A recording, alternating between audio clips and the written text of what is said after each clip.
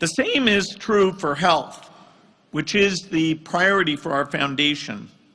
In 1978, Dr. Olikuye Ransom-Kuti, who later became Nigerian Minister of Health, helped establish primary health care as the global standard.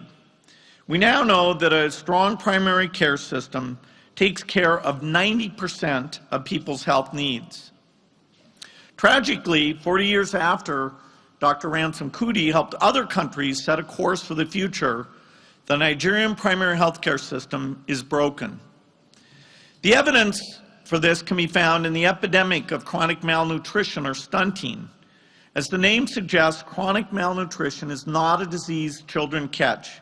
It is a condition that develops over time because they are deprived of a diverse diet and the services of a strong primary health care system, including vaccination.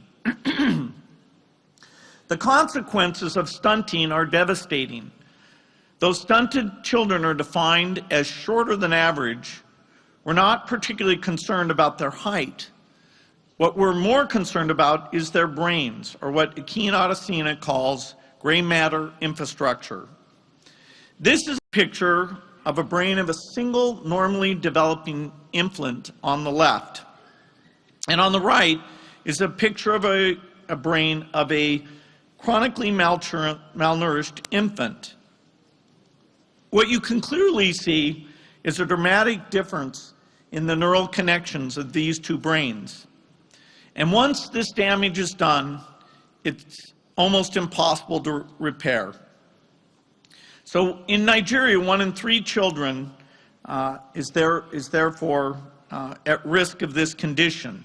It's a tragedy for these children, but also a huge blow to the economy.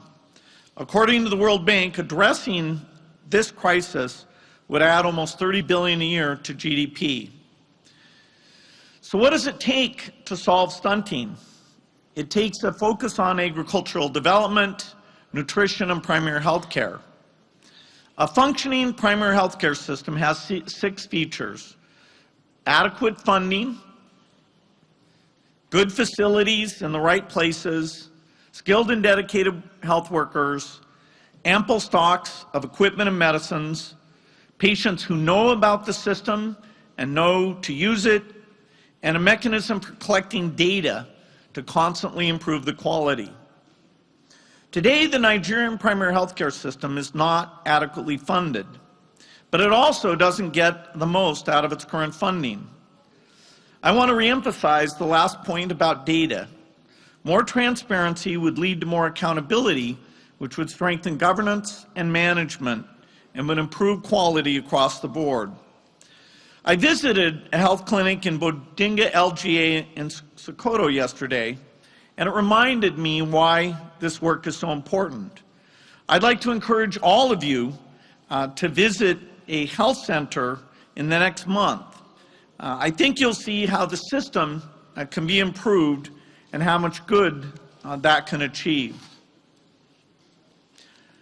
I know Nigeria can do this because I've seen what you can accomplish when you meet health challenges head on. As many of you know, our foundation has been a key partner in the fight against polio. As you can see in this graph, the hard work of hundreds of thousands of local leaders and health workers since the turn of the millennium has paid off. Nigeria has not had a case of wild polio virus in more than a year. But the graph also shows that you've reported 0 cases before, only to learn that the disease was still circulating in pockets hidden by insecurity. It would be catastrophic for us to let our guard down. We're on the verge of eliminating this disease for once and for all. I believe, because I've seen the work in the field, including yesterday, that you will do what it takes to end polio in Nigeria. We will be here working side by side with you as you do this. Although health is our primary area of expertise, it's not the only area we work in. And it's not the only thing I mean when I say Nigeria can invest in its people. Healthy people need opportunities to thrive. One of the most important areas is agriculture, the sector that nourishes Nigerians and supports half the population, especially the poorest. This is a pillar of your economy. It accounts for a large portion of GDP, and during the oil price collapse and recession, it helped cushion the economy. But it still has a lot of potential for growth. The majority of Nigerian smallholder farmers lack access to the seeds, fertilizer, and training they need to be more productive. And they lack access to markets they need to fully profit from their labor. The government is taking steps to fill these gaps with both more investment and a series of policies to encourage private sector investment. The reforms lay the foundation for a growing agricultural sector that can feed the country, reduce malnutrition, and lift up tens of millions of smallholder farmers. I urge you to build on this work. Another barrier that continues to prevent smallholders from thriving is their lack of access to finance. Like good roads, finance connects farmers to opportunity, yet only 4% of Nigerian farmers currently have loans to grow their business. In a country where 3/4 of the people have mobile phones, digital financial services can provide a solution. In fact, digital finance offers the potential to boost the economy from top to bottom. Right now, more than 50 million Nigerian adults are at the whim of chance in the informal economy. With access to digital financial tools, they will be able to cope better with disasters that threaten to wipe them out. They'll be able to build assets and a credit history and gradually lift themselves out of poverty. This would have a huge impact. Of the 37 million micro, small, and medium enterprises in Nigeria, more than 99% are micro.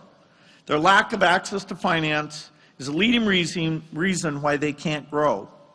With digital payments, savings, and credit, they'll finally have the resources to plan for the future. According to the best estimates, digital financial services could add 12% increase to Nigerian GDP by 2025. That's even more than the contribution of oil to the GDP.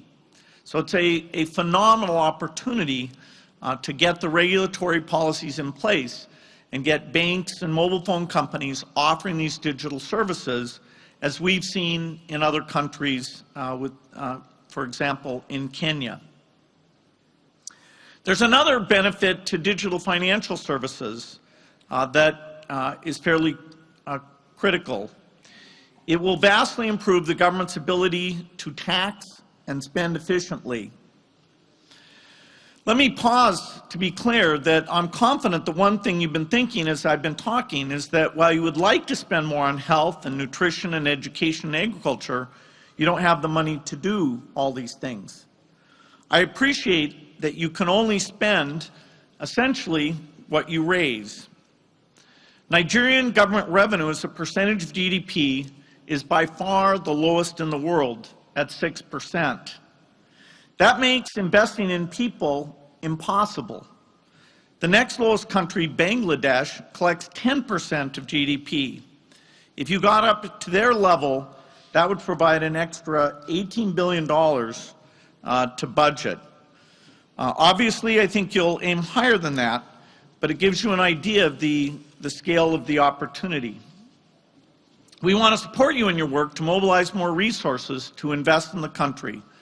That's why we're working with the Nigeria Governors Forum to help states track internally generated revenue. Ultimately, raising revenue to invest in growth will require delivering on the government's commitments to the Nigerian people and convincing them that they will get a return on those taxes. Right now, the situation is what you might call a low equilibrium. In return for low levels of service, people pay low levels of tax. We hope to help you reach a higher equilibrium rooted in effective and transparent investments in people. This equilibrium would trigger a virtuous cycle. More government revenue would lead to more money to spend on health and education. Better health and education and investment in sectors like agriculture would lead to more productivity. That would lead to more prosperity, which leads to more investment, which then will generate more government revenue. And that is the virtuous cycle that would drive things forward. Triggering that cycle requires bold action.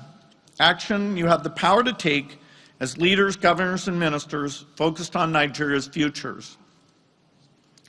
Nigerians are known around the world for their big dreams and big ambitions. Together with the Dangote Foundation, we will be here to help you achieve your dreams and ambitions. You have the support of the international community. The Nigerian private sector will continue to invest. We are eager to help, but we know we can't lead. You must lead.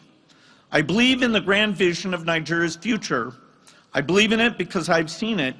It's represented by this line, the line that depends on healthy, educated people and the surge of economic activity they will unleash. And this means the future depends on all of you and your leadership in the years to come. Thank you.